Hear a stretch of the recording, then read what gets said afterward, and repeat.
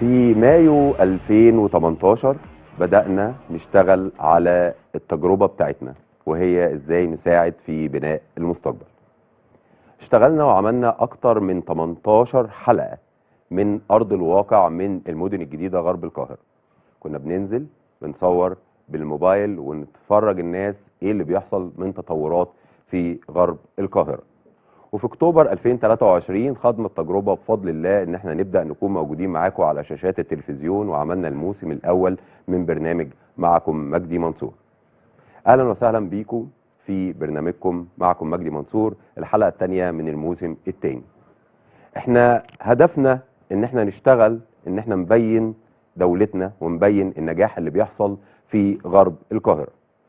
احتمالية ان وجود برامج تانية عقارية كتيرة موجودة في قنوات تانية واردة، حتى في قناتنا قناة الحدث واردة، لكن احنا الكونسبت بتاعنا والفكر بتاعنا مختلف شوية. هما ممكن يكونوا احسن مننا، بيعملوا شغل احسن مننا، بس احنا عندنا هدف واحد، وهو ان احنا ازاي نخدم بلدنا بدون اي ربح، بدون اي انكم ممكن يكون بيحصل لنا بشكل شخصي. هدفنا ان احنا نظهر النتائج الايجابية اللي بتحصل في غرب القاهرة علشان نزود الإقبال على المشاريع العقارية وعلى المدن الجديدة. قلنا قبل كده حوالي 200 300 ألف فدان اتفتحوا للعمل في غرب القاهرة، ما بين الثورة الخضراء، الحزام الأخضر، زايد الجديدة، أكتوبر الجديدة، سفنكس الجديدة. مدن كتير جدا اتفتحت للعمل، وبالفعل بدأ الناس تشتغل فيها بشكل قوي جدا جدا جدا، والدولة لم تقصر نهائيا في إظهار العمل اللي موجود في غرب القاهرة. واحنا عشان دورنا نساعد في بناء المستقبل، فالنهارده جايين نتكلم عن مدينة مهمة جدا جدا جدا، مدينة من أهم المدن اللي المفروض إن شاء الله بإذن الله إحنا بنتنبأ ليها بإن هي تكون مدينة عقارية مهمة جدا جدا جدا في الفترة اللي جاية. مدينة تقريبا معظم المستثمرين هيتهافتوا عليها، زي ما بينا في الموسم الاولاني سفنكس الجديده، وقلنا هي من اهم مدن الجيل الرابع. النهارده هنتكلم عن مدينه بجد احنا بنتنبأ ان مستثمرين من جوه مصر ومن بره مصر هيتهافتوا على الوصول اليها. مدينه هيكون فيها مطار مهم جدا جدا، هيكون فيها منطقه لوجستيه، هيكون فيها ميناء جاف، هيكون فيها مدن جامعات، مدارس، نوادي. كل الخدمات اللي الناس عايزاها باذن الله هتكون موجوده في المدينه ديت. مدينه قريبه جدا من كل الناس، مدينه تقدر توصل لها في اسرع وقت، مدينه الناس كلها بتقول ان هي مدينه مغموره ولسه ما فيش حد يعرف عنها حاجه. بس انا من هنا بقول لك توقعوا ان المدينه اللي احنا هنتكلم عنها النهارده ديت هتكون من اهم واميز المدن في المستقبل القريب. النهارده هنتكلم عن مدينه اكتوبر الجديده. خلونا نطلع فاصل ونرجع نتكلم عن مدينة أكتوبر الجديدة. بناء على التوسعات الجديدة اللي تمت في مدينة 6 أكتوبر، طبعا كل الناس عارفة مدينة 6 أكتوبر هي مدينة قديمة كانت موجودة، ودلوقتي السكان موجودة فيها بعدد هائل. تم تقسيم المدينة إلى 3 مدن. بقى في عندنا مدينة أكتوبر طبيعية اللي هي موجودة 52 ألف فدان، وانضم إليها مدينة حدائق أكتوبر لتقريبا مساحتها حوالي 27 ألف فدان. طيب مدينة أكتوبر الجديدة اللي احنا المفروض هنتكلم عنها ان هي اصلا لسه هتولد لارض الواقع في الفتره اللي جايه، هي حوالي 90 الف فدان، يعني قد مدينه اكتوبر مع مدينه حدائق اكتوبر على بعض. المساحه الكبيره اللي بنتكلم عنها في مدينه اكتوبر الجديده ديت، فبتعتبر المدينه ديت من اهم المدن اللي موجوده في الوقت الحالي او اللي هتولد في الوقت المستقبلي ان شاء الله. عشان كده التوسعات اللي حصلت في مدينه اكتوبر الجديده ومدينه حدائق اكتوبر لتنضم لمدينه اكتوبر القديمه اللي موجوده بالاصل، حصل تغيير شامل في المدينه، وبقت في زي روابط ما بين مدينه اكتوبر، مدينه حدائق اكتوبر، مدينه اكتوبر الجديده. فنلاقي عندنا بقى في كذا طرق دلوقتي تقدر ان انت توصل فيها من مدينه اكتوبر لحدائق اكتوبر، وفي المستقبل كمان هيبقى موجود لمدينه اكتوبر الجديده. الدوله طبعا قامت بانشاء مدينه اكتوبر الجديده في فتره زمنيه قريبه، بعد ما قررنا ان احنا ان شاء الله باذن الله المدينه هيكون فيها تطورات كبيره جدا، وهيكون فيها اعمال استثماريه مهمه جدا جدا جدا. مدينه اكتوبر الجديده بتقع على طريق الواحات، طبعا معروف طريق الواحات لكل الناس ان حضرتك النهارده تقدر توصل لطريق الواحات بمنتهى السهوله.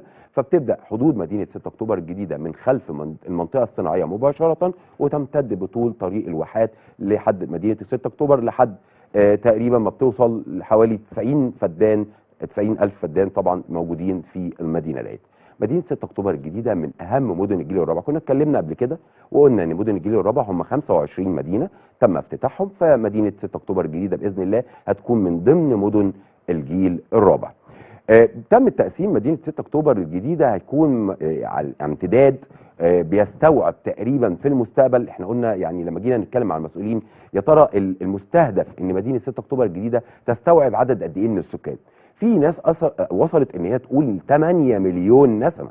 انت متخيل مدينه زي دي ان هي ممكن توصل ان هي يبقى فيها 8 مليون نسمه؟ قد ايه هتكون في المستقبل مدينه مهمه جدا، فيها بقى كل الحاجات الخدميه المطلوبه اللي تقدر تفيد السكان اللي موجودين في الوقت الحالي والمستقبلي. الاراضي المطروحه في مدينه 6 اكتوبر الجديده بتكون ليها كذا. يعني عندي مثلا في اراضي اسكان اجتماعي، ودي بدات تبقى مطروحه وفي ناس بالفعل استحوذت عليها. في اسكان متميز ودي برضو اتطرحت وفي ناس استحوذت عليها، وفي الاكثر تميز. فانا عندي في ارض اجتماعي، في عندي ارض متميزه، عندي ارض اكثر تميز. ده بيعني ايه؟ بيعني ان انت يبقى عندك كل فئات السكان، كل فئات السكان اللي انت بتستهدفها موجوده عندك في مدينه جديده اسمها مدينه اكتوبر الجديده. المدينه طبعا بتضم عدد من الخدمات المهمه جدا جدا جدا، ومستهدف ان شاء الله في القريب العاجل هيكون موجود فيها كل الخدمات اللي تقدر الناس تبقى موجوده في المدينه وتسكن فيها بمنتهى السهوله. يعني عندي خدمات طبيه، هيكون عندي خدمات تجاريه، هيكون عندي اسواق، هيكون عندي سوق جمله، هيكون عندي مراكز شرطه، كنائس، جوامع، حدائق، لاندسكيب، مدارس، جامعات، وسائل نقل جيده. طبعا كل ده بيتم اعداده من دلوقتي، وطبعا جهاز اكتوبر الجديده متواجد بالوقت الحالي، وباشمهندس محمد عبد المقصود بيتولى طبعا المسؤوليه في ادارته، ويمكن هم عليهم عبء كبير جدا في اظهار مدينه اكتوبر الجديده ان شاء الله ان هي تكون بالوضع اللي الدوله بتحطه وبتتنبأ ان شاء الله هتكون متواجده فيه.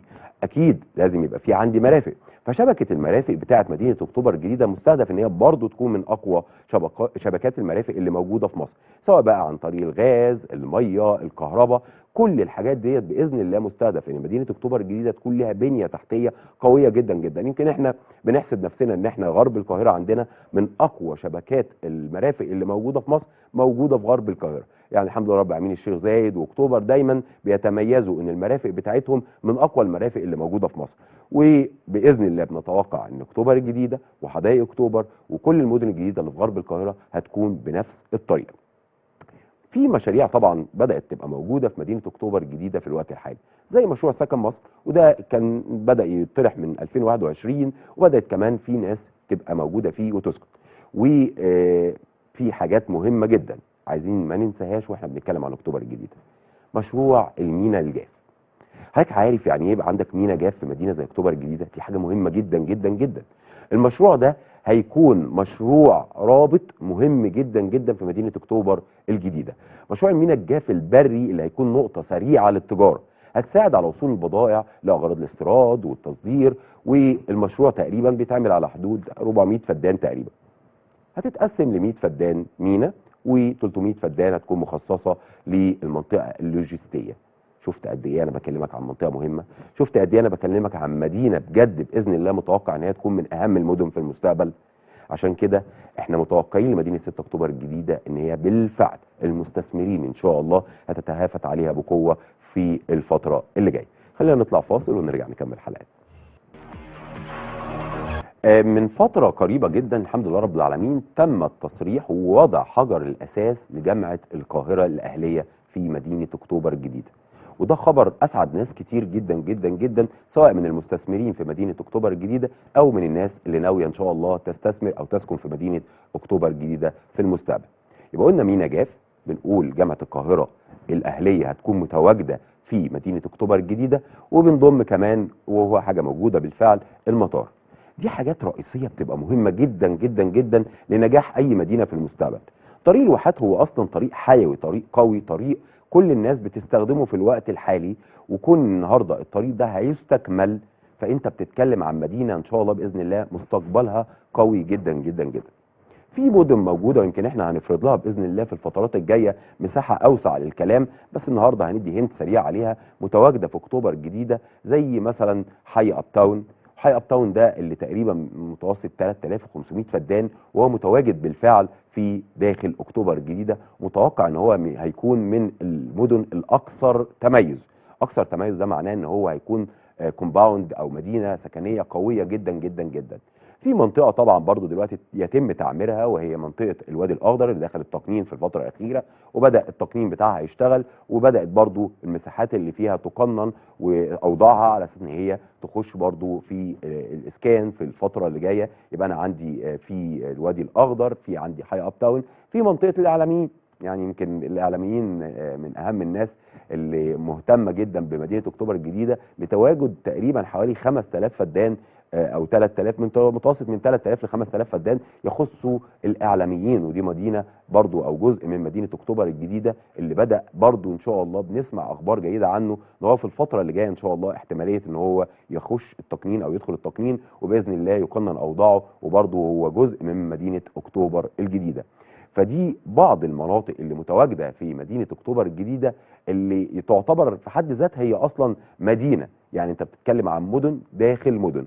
الفتره اللي جايه هيكون عندنا مساحات اوسع ان شاء الله ان احنا نتكلم عنها بشكل اقوى، ونتكلم عن مميزاتها، نتكلم عن الحاجات اللي متواجده فيها. فالنهارده كنا عايزين نوضح للناس ان يا جماعه عندنا مدينه اسمها اكتوبر الجديده. المدينه ديت باذن الله مستقبلها قوي جدا جدا جدا. المدينه ديت لا تقل قيمه عن اي مدينه احنا اتكلمنا فيها في الفترات اللي فاتت، سواء سفنكس الجديده، سواء الحزام الاخضر، سواء الكلام ده كله. هي مدينه يمكن كمان مساحتها الاجماليه تزيد عن المدن اللي اتكلمنا فيها. هي اكبر مدينه تقريبا بتفتتح في غرب القاهره. يعني احنا قلنا تقريبا سفنكس الجديده حوالي 73000 فدان، قرارات الجمهوريه قالت ان هي وصلت ل 73000 فدان، لكن بنتكلم عن اكتوبر الجديده قد يصل مساحتها الى 90000 فدان. فبالتالي احنا بنتكلم عن مدينه كبيره جدا تقدر تفيد عدد كبير جدا من السكان. وتواجد مدينه جديده ده بيعني ان العماله هتشتغل بشكل اكبر، ده بيعني ان هيكون في مساكن للناس اللي هي بتدور على السكن سواء الاجتماعي او الاستثماري بشكل اكبر. ده معناه ان احنا هيبقى عندنا توسعه هتخف كتير جدا عن السكن اللي متواجد في الوقت الحالي وتكدس الناس اللي متواجده في القاهره الكبرى. فبالتالي ده هيخف كتير عن المواصلات، عن المرافق، عن الكلام ده كله. فده بالنسبه لنا هيبقى عامل توسعه مهم. وده دورنا، ده دورنا ان احنا نيجي هنا نقول لحضراتكم عن التوسعه اللي بتحصل في مصر في الفتره الحاليه، النجاحات اللي بتحصل في غرب القاهره، التقدم اللي بيتم في المنطقه ديت. طيب انا مش معايا حد بتاع شركه بعرض شغله عشان يبقى ليا نتيجه، لا انا بظهر دور دولتي. لا انا جاي هنا اتكلم عن بلدي. انا جاي هنا لان شعار البرنامج بتاعنا من الموسم الاولاني نساعد في بناء المستقبل. فبالتالي هو مش مجرد كلام وشعارات، لا ده فعل. احنا متواجدين معاك في قناه الحدث اليوم علشان نثبت لك ان مصر بيحصل فيها تطورات في غرب القاهره، وعشان نظهر دوت، عشان اللي ما يعرفش يعرف. الناس اللي بتتابعنا من بره مصر بفضل الله وده عدد كبير، ناس بتكلمني من ايطاليا، من فرنسا، من دول عربيه، من اماكن كتير، وبتسالني ايه الاخبار يا باشمهندس، ده احنا كنا مستنيين الموسم الثاني، عرفنا ايه الجديد اللي بيحصل في مصر عشان احنا مش متواجدين في مصر. وانا من هنا بقول لهم لا، في خير بيحصل في مصر. غرب القاهره بيحصل فيها تطور مهم جدا جدا جدا جدا. فالمستثمر المصري يطمئن ان النهارده في تطورات بتحصل في غرب القاهره. الناس اللي بدات تشتغل على المباني تبدا النهارده تتوجه للمدن دي، وده حصل بالفعل الحمد لله رب العالمين. يعني نتيجه تواجدنا معاكم في الموسم الاولاني غرب القاهره بدا يتواجد فيها مستثمرين من كل حته في مصر، ناس من التجمع وناس من كل حته بدات تبقى متواجده عندنا بفضل الله في غرب القاهره. وهو ده دورنا، ان احنا نساعد في بناء المستقبل بشكل صحيح، ان الناس تبقى متواجده، ان اللي بيدور على عماله يلاقي عماله، ان الشركات اللي عندها ناس شغاله موظفين يبقى عندها مشاريع جديده، فيبقى في خير جديد بيدخل على الناس ديت، علشان كل الناس بفضل الله تبقى بتحصل على النتائج اللي بتحصل عن الخير اللي متواجد في غرب القاهره. انا كنت مبسوط جدا ان انا معاكم النهارده، ومبسوط ان احنا اتكلمنا عن مدينه زي اكتوبر الجديده، وهفضل طول ما انا متواجد معاكم بتكلم عن كل حاجه بتحصل في تطورات في المدن دي. متوقع ان شاء الله باذن الله ان احنا في الحلقات اللي جايه هنبدا نتكلم بشكل افضل واكبر واوسع للمناطق اللي احنا اتكلمنا عليها النهارده. يعني ممكن نبدا نتطرق لحي ابطال بشكل اقوى، نقدر باذن الله نخش على الوادي الاخضر ونتكلم عنه بشكل اقوى، الاعلاميين، نرجع تاني لحدائق اكتوبر ونتكلم على التطورات اللي بتحصل فيها، وارد نرجع برضه نتكلم عن الحزام الاخضر والثوره الخضراء وسفنكس الجديده والمناطق اللي اتكلمنا عليها في الموسم الاولاني، على اساس ان احنا نستكمل لو في اي تطور بيحصل هناك. مبسوط ان انا بكون معاكم بفضل الله كل يوم جمعه، مبسوط ان انا بساعد في بناء بلدي، مبسوط ان انا كنت معاكم النهارده. اتمنى ان انتم تنتظروني على خير ان شاء الله الجمعه الجايه. اشوفكم على خير. السلام عليكم ورحمه الله.